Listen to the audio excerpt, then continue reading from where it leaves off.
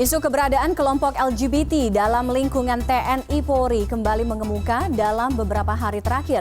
Pengadilan Militer Semarang menangani 7 anggota TNI terdakwa kasus LGBT, sementara seorang jenderal polisi dijatuhi hukuman sanksi etik karena terlibat kasus LGBT.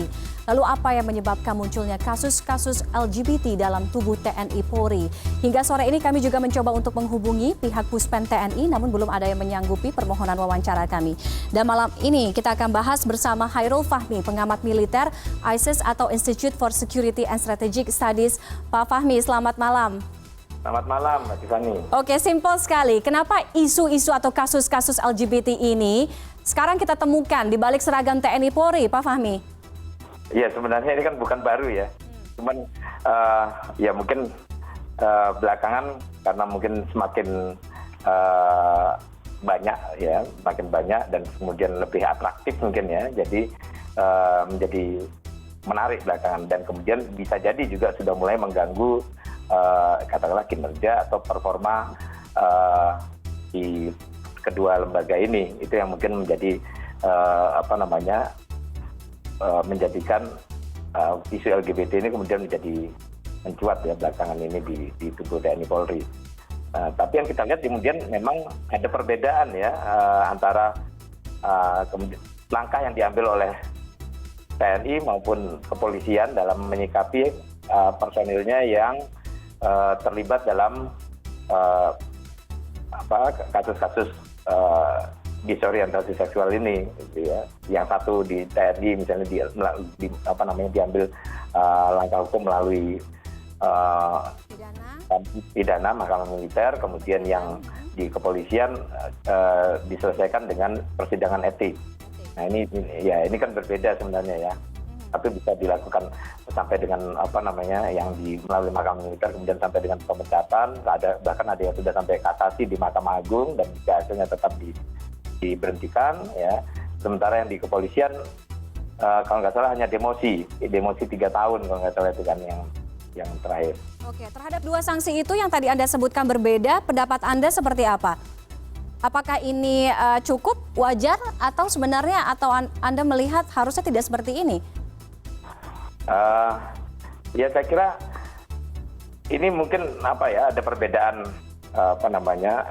kebijakan di tubuh TNI Polri. Sementara kalau saya sendiri saya melihat walaupun ya persoalan LGBT ini, persoalan disorientasi seksual ini sebenarnya ini juga ranah privat ya, tapi karena ini terjadi di lembaga yang ya strategis gitu dan punya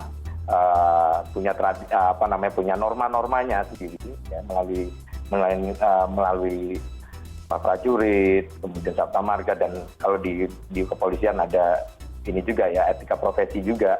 Ini saya kira ini yang mestinya dipahami dulu sehingga kalau kita kemudian ke sini kita melihat yang mana yang lebih harus ditekankan ya. Saya kira konsekuensi dari perbuatan yang dianggap melanggar norma organisasi ya saya kira tentunya sanksinya adalah diberhentikan atau dengan hormat atau dengan tidak hormat gitu. Oke, untuk pelanggar norma kesusilaan. Oke, Pak Fahmi, catatan saya kalau untuk Polri sendiri terkait dengan LGBT ada di Peraturan Kapolri nomor 14 2011 tentang Kode Etik Profesi Polri ya, pasal 11 huruf C, koreksi kalau saya salah. Artinya ada norma kesusilaan di Polri dan juga TNI ini. Nah, bagaimana kemudian proses seleksi? Proses seleksi ini juga yang kemudian menjadi pertanyaan ketika di awal prajurit atau petugas Polri atau petugas polisi ini, proses seleksi ini bisa menjadi filter awal. Artinya untuk mendeteksi adanya dan mencegah ya preventif kasus-kasus LGBT ini kemudian di tengah jalan mengemuka. Ya. Memang selama ini memang saya kira tidak terlalu ketat ya di proses rekrutmen ini mengidentifikasi soal orientasi seksual seperti ini ya. Saya kira selain di rekrutmen ya itu ada ada tahapan yang berikutnya juga sangat rentan terjadinya disorientasi seksual, yaitu ketika proses pendidikan berjalan. Ini juga sangat rentan ya, karena bagaimanapun ada pendidikan berasrama memang selalu punya peluang seperti itu ya. Itu yang kita lihat di banyak sistem pendidikan yang berasrama seperti ini. Apalagi ini kan jangka waktunya cukup panjang ya, sehingga kemungkinan terjadinya disorientasi itu sangat mungkin ya dalam proses pendidikan, walaupun pada waktu rekrutmen mungkin tidak teridentifikasi, atau mungkin ya karena tadi ya ada kelemahan dalam rekrutmen yang sehingga soal orientasi seksual ini juga memang tidak masuk dalam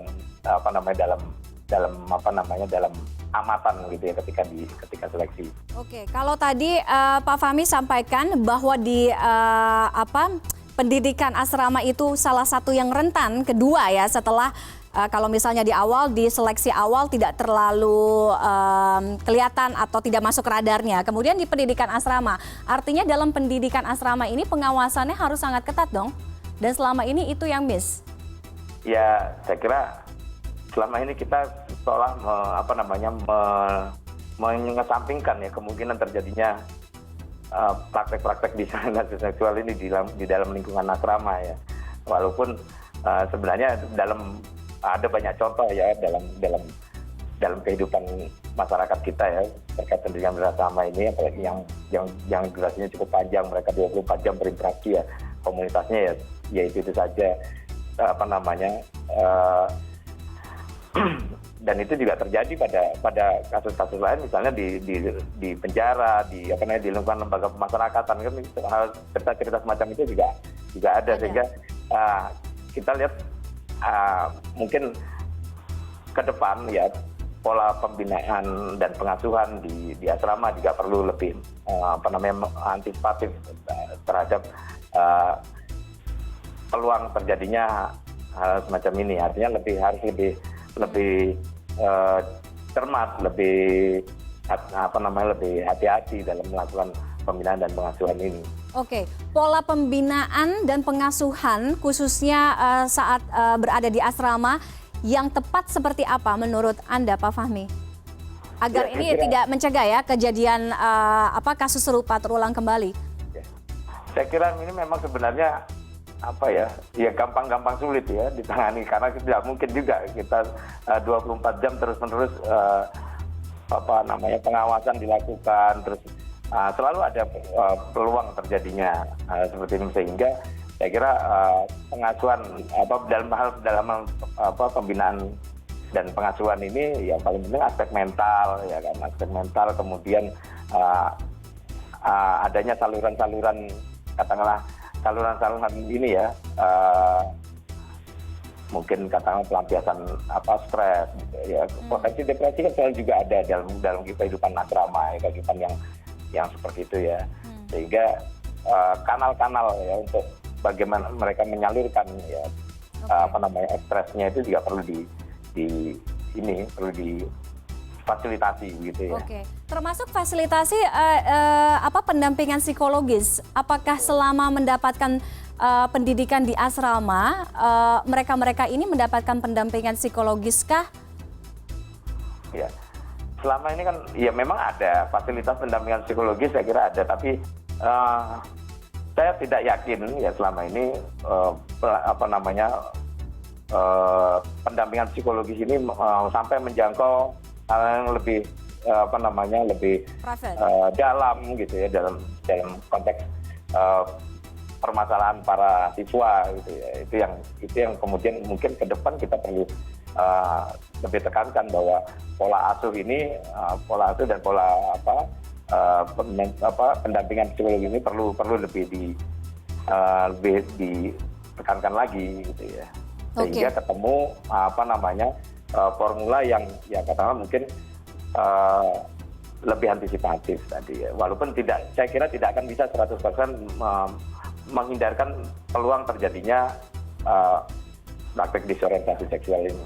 Oke, tapi setidaknya semua celah atau semua pintu itu bisa ditutup ya dengan berbagai cara ya untuk mencegah hal-hal serupa ini bisa terulang kembali ke depannya. Baik, terima kasih Pak Hairul Fahmi, Direktur ICE sudah bergabung dengan CNN Indonesia Connected malam hari ini. Selamat malam.